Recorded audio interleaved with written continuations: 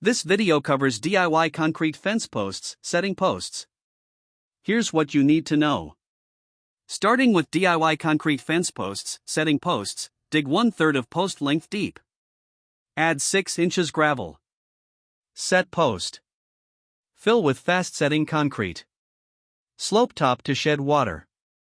On DIY concrete fence posts, setting posts complete guide. Setting fence posts in concrete requires proper depth, base, and finishing. Dig 1/3 of post length deep. Add 6 inches gravel. Set post. Fill with fast setting concrete.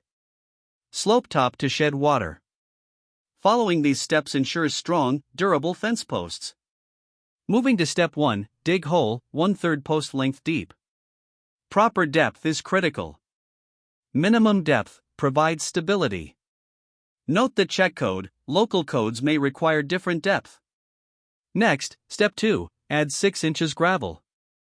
Gravel base is essential. Drainage allows water to drain. Note that prevents rot, keeps post base dry. Stability provides stable base. Regarding step 3, set post, brace post to hold position.